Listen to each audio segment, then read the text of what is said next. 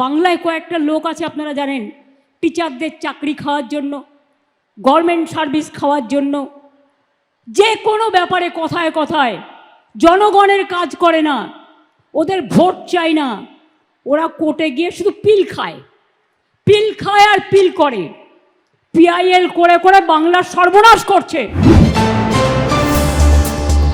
চাকরিহারাদের বার্তা দিলেন মুখ্যমন্ত্রী মমতা বন্দ্যোপাধ্যায়। বিরোধীদের নিশানা করে তিনি বলেন, আমরা চাকরি দিই, ওরা চাকরি খায়। যারা চাকরি খেয়েছে তাদের ভরসা করবেন না। গ্রুপ সি ডি নিয়ে আমরা রিভিউ পিটিশন করব। আপনারা ফিরে যান, নিশ্চিন্তে ক্লাস করান। যারা উস্কানি দিচ্ছে তারা বেতন দেয় না, সরকার দেয়। এমনটাই মন্তব্য মুখ্যমন্ত্রীর। আমরা চাকরি দেব আর ওরা চাকরি খাবে।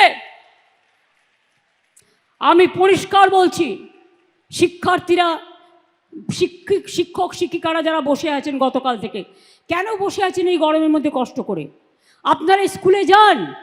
আমি তো আপনাদের বলেছি, সুপ্রিম কোর্টে আপনাদের টাকা বন্ধ করে দিয়েছিল, চাকরি বাতিল করে দিয়েছিল, কিন্তু আমরা তো রিভিউ পিটিশন করেছিলাম এবং তাতে তো আমরা বলেছি যে আপনারা মাইনে পাবেন এবং সিস্টেম অনুযায়ী মাইনে আপনাদের কাছে চলে যাবে।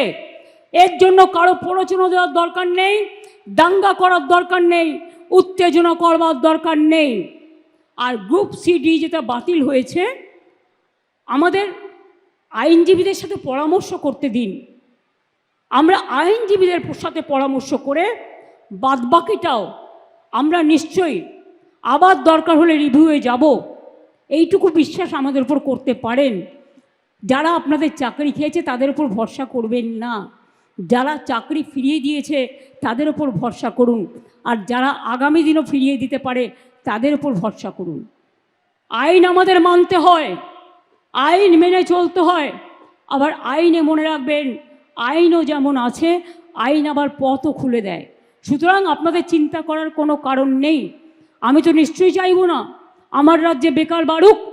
আবার দেখছি হাইকোর্টে একটা কেস করে বসে আছে, 35,000 প্রাথমিক শিক্ষককে ছাঁটাই করতে হবে। এরা কারা? এরা কারা? আমি জিজ্ঞেস করতে চাই, যারা একদিন আমাদের মন্ত্রিসভায় থেকে তারাও কম লক্ষ্যে টাকা দেয়নি, এই চাকরি দেয়নি, একবার ভাবতে লজ্জা করছে না যে মানুষের চাকরিগুলো করার আগে তার একটা পরিবার আছে, তার সন্তান আছে, সে বাড়ি করেছে, ব্যাংকের লোন নিয়ে কি করে শোধ করবে? একবার চিন্তা করে দেখবেন না? রাজনীতি করতে গেলে শুধু দানবিক মুখ, মানবিক মুখটা কোথায় যাবে? মানবিক মুখের আজকে সবচেয়ে বেশি প্রয়োজন। আর শিক্ষক শিক্ষিকারা আমি বলি, আপনারা নিশ্চিন্তে স্কুলে গিয়ে ক্লাস করুন, আপনাদের মাইনে নিয়ে ভাবতে হবে না। আইনের মধ্যে থেকেই রাজ্য সরকার আপনাদের কাজ করে দেবে। আপনি এ না বি এটা কোর্ট ঠিক করবে, আমরা নই। কিন্তু আপনাদের মনে রাখতে হবে, যে যেখানে চাকরি করছেন চাকরিতে ফিরে যান। টাকা কিন্তু ওই যারা আপনাদের ওস্কাচ্ছে তারা দেবে না, মাইনে কিন্তু গভর্নমেন্ট দেবে। আমি গতকাল সন্ধ্যে থেকে কমপক্ষে 10 বার ফোনে কথা বলেছি। আমি কলকাতায় থাকলে হয়তো 1 সেকেন্ডে মিটিয়ে দিতে পারতাম, কিন্তু যেহেতু আমি মিদনাপুরে আছি, আমি রাত 12টা পর্যন্ত কথা বলেও দেখছি কেউ কেউ রিজিড আছে যে টেন্টেড আনটেন্টেড লিস্ট বের করতে হবে। আরে আপনার কি যায় আসে? কেন অন্যদের কথায় পা দিচ্ছেন? টেন্টেড কি আনটেন্টেড কি আপনার দেখার তো প্রয়োজন নেই। ওটা দেখার জন্য রাজ্য সরকার আছে, কোর্ট আছে। আমরা এভিডেন্স নেব, আমরা কোর্টের কি বলা হয়েছে দেখব। এটা আপনার তো লিস্টের দরকার নেই।